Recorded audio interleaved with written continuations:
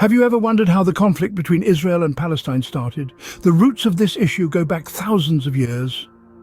In the annals of history, the territory we now identify as Israel and Palestine has been home to a diverse range of cultures, civilizations, and empires. Our journey begins around the year 930 before the Common Era, when the Kingdom of Israel was established. This kingdom, rich in culture and tradition, was a beacon of civilization in the ancient world.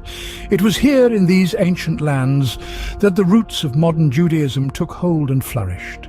However, the Kingdom of Israel was not to last forever. Before long, the region found itself under the rule of various empires. The Persians, a powerful empire from the east, took control around 538 before the Common Era.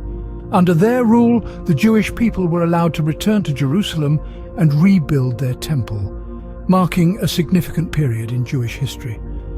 The Persians were followed by the Greeks and then the Romans, each leaving their own indelible mark on the region.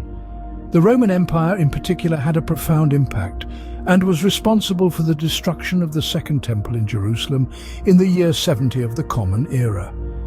Fast forward a few centuries, and the region came under the control of the Islamic Caliphate in the 7th century, and later the Ottoman Empire in the 15th century.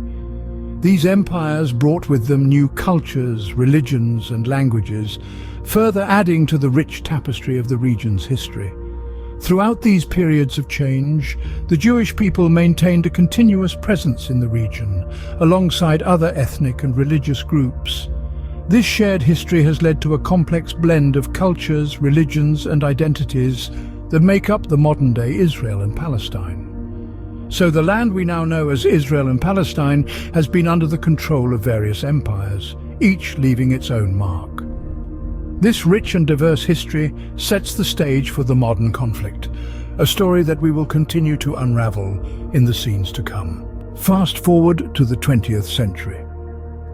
The Balfour Declaration in 1917 was a significant turning point.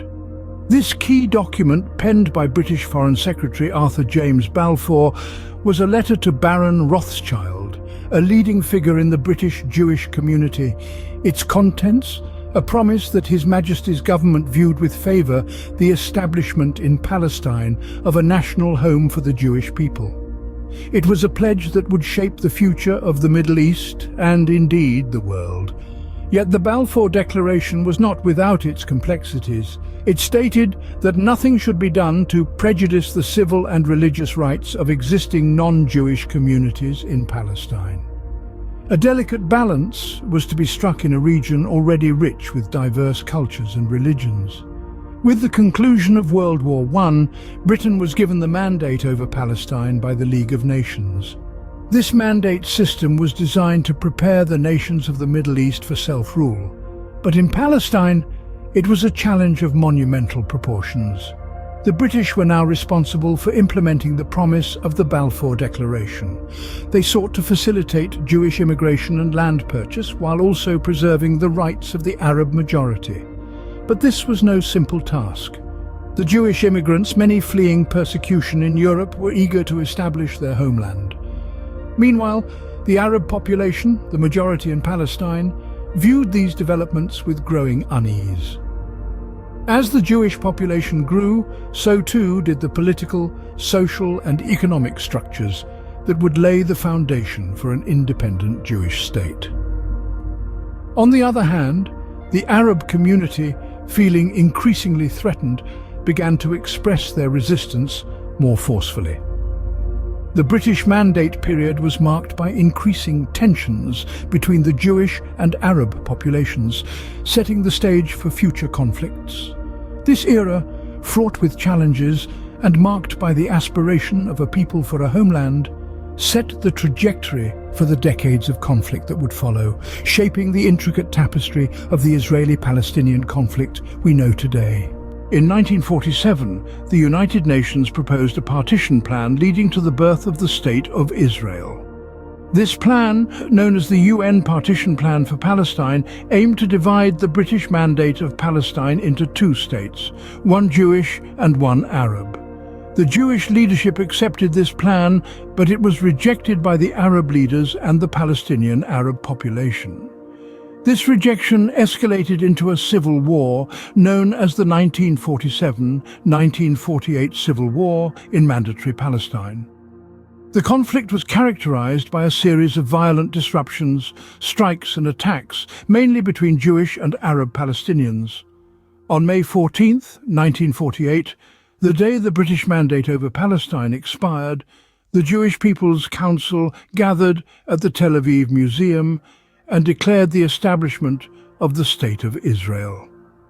In the document, they declared that Israel would ensure complete equality of social and political rights to all its inhabitants, irrespective of religion, race or sex. However, the very next day, the newborn state was invaded by neighboring Arab states, leading to the 1948 Arab-Israeli War, also known as the War of Independence. Egypt, Iraq, Jordan, Lebanon and Syria joined forces in a military intervention aimed at preventing the establishment of the Jewish state, or at the very least, altering the UN partition plan. The war was a hard and bloody struggle, with both sides suffering heavy casualties. Yet despite being outnumbered and outgunned, the Israeli forces managed to hold their ground and even make significant gains. The war ended in 1949, with Israel signing armistice agreements with each of the invading countries. The borders of Israel, established by the armistice agreements, were significantly larger than those set out in the UN partition plan. However, the war left behind a significant Palestinian refugee problem and established the State of Israel as an entity in the region. Despite the end of the war in 1949, the conflict was far from over. The birth of Israel and the Arab-Israeli War set the stage for decades of ongoing conflict, a bitter struggle that continues to shape the region to this day. The Six-Day War in 1967 was another crucial event that shaped the region. This conflict, as the name suggests, was a remarkably short yet impactful war that involved Israel and the neighboring states of Egypt, Jordan and Syria. The war was sparked by tensions that had been brewing for years, primarily due to disagreements over borders and the rights of Palestinian refugees. In the span of just 6 days, from June 5th to June 10th, Israel launched a preemptive strike against Egypt, which was then followed by Jordan and Syria entering the war. The Israeli forces, though outnumbered, exhibited remarkable military prowess and strategy, quickly gaining the upper hand. By the end of this brief but intense conflict, Israel had seized control of the Gaza Strip and the Sinai Peninsula from Egypt, the West Bank and East Jerusalem from Jordan, and the Golan Heights from Syria. This territorial expansion significantly altered the map of the Middle East and left Israel in control of territories inhabited by a large Palestinian population. This led to a significant shift in the dynamics of the Israeli-Palestinian conflict. The war had not only changed the physical landscape, but also the political one. The aftermath of the Six-Day War saw the birth of the Palestine Liberation Organization, or the PLO, a group that sought to establish a separate state for Palestinians. The PLO became a major player in the region, advocating for Palestinian self-determination and opposing Israel's occupation of Palestinian territories. Its formation marked a turning point in the history of the Israeli-Palestinian conflict, as it provided Palestinians with a unified voice and a sense of national identity. The Six-Day War and its aftermath serve as a stark reminder of how quickly the tides of history can turn. In less than a week, the geopolitical landscape of the Middle East was transformed, setting the stage for the decades of conflict that would follow. The Six-Day War left Israel in control of territories inhabited by a large Palestinian population.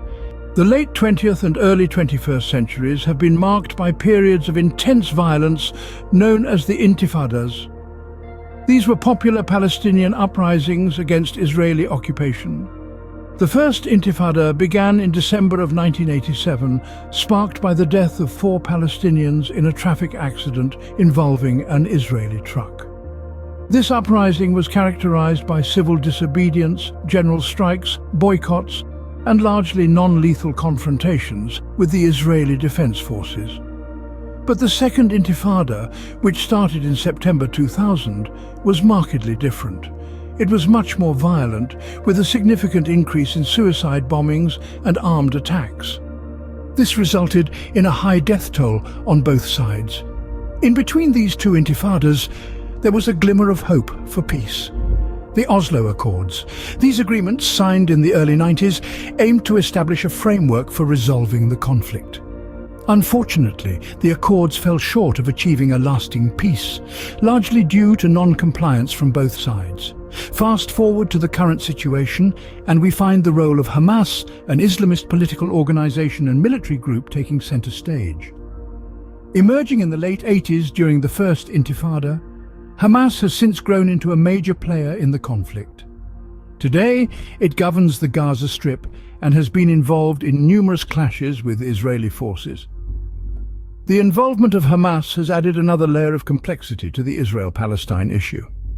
Its refusal to recognize Israel's right to exist, coupled with its commitment to armed struggle, has contributed to the continuation of the conflict.